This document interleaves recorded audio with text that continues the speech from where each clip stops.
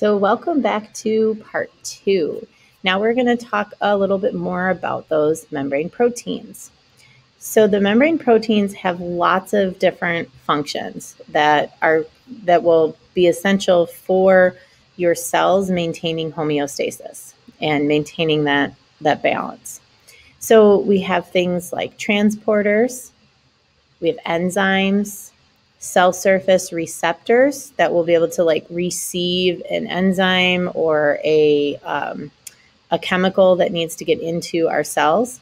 You have your cell surface identity markers that will tell the cell or tell your body that, hey, this is this person's cell and this is this kind of cell.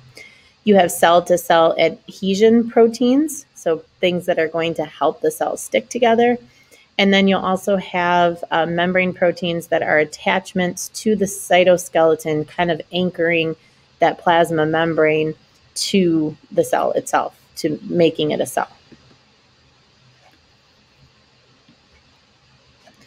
So here we have an image of just some of the different kinds of membrane proteins that we'll see. So we have a transporter protein here, where you have some molecules that are outside of the cell that are going to want to move to the inside. Now, these could be active transporter proteins, where it's going to require an input of energy to change the shape of this protein. Or these could be facilitated diffusion, so passively these molecules will just flow from a high to a low, but because of their polarity, they can't get through the cell membrane, so they need a little bit of help. Okay? So not things like water, but other chemicals or molecules that need to get through. We have enzymes here that work with a specific substrate that could be part of a membrane. You have cell surface receptors that will receive certain chemicals or molecules and be able to pass that signal or that communicate to the rest of the cell what's happening. You have cell surface identity markers with those glycoproteins attached to them. Cell-to-cell adhesion proteins, which you can kind of see it like fits together and will stick together and hold those two cells together. And then you have proteins that will help to attach to the cytoplasm, to the cytoskeleton that's in the cytoplasm.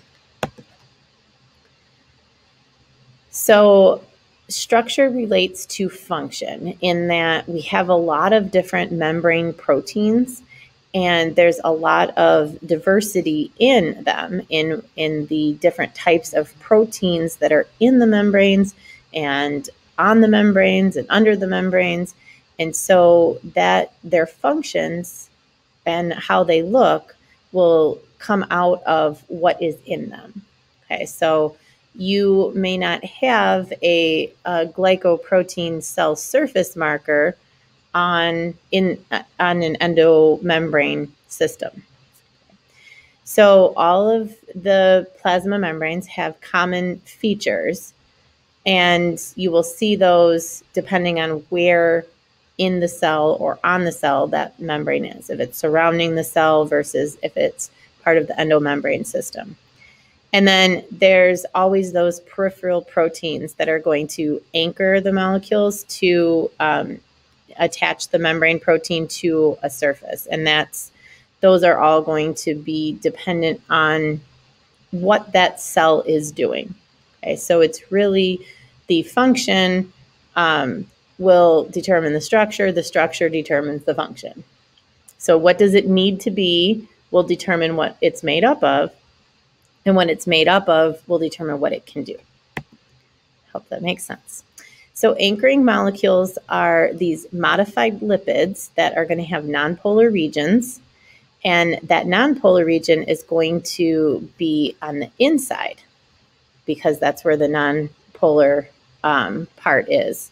And then they will have chemical bonding domains, so that's pieces of the protein, the folded protein, that will link directly to other proteins, to like a different, membrane protein.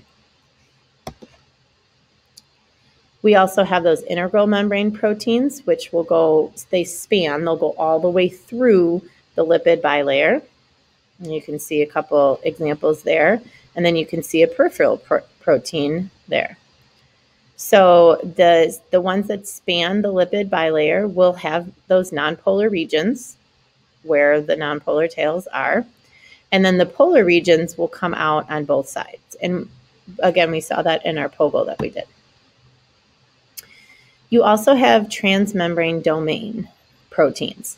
And these are going to span the lipid bilayer, and they're going to basically be such that they will go up and down throughout the membrane. So they'll go back and forth and kind of be weaved into the membrane itself. There are a lot of hydrophobic amino acids that will be in that middle layer, and they'll kind of be arranged in little alpha helices or little curlicues. And those are going to be on the inside, and then the amino acids that are hydrophilic will be towards the outside. You have transmembrane domains. They only need to be anchored, only need one anchor, but they'll often have more than one. So here we've got one that's just anchored in this one area, but here you've got a protein, a domain that, or part of a protein that is anchored in many different places to the cell membrane. You got some protein up here that would be more in the periphery, and then you've got some of the protein that's embedded. There's also lots of pores, which are nonpolar regions within a membrane, so within those transmembrane proteins, that will create a pore that goes through the membrane. What these usually end up being is cylinders of beta sheets, so that secondary level of protein folding, and that's called a beta barrel, and it looks like that. The interior is polar and will allow water and other small polar molecules to pass through. So it's going to allow those things to just go right through the cell membrane, where it wouldn't be able to because of the nonpolar tails. Okay, and we will pick up next time with passive transport.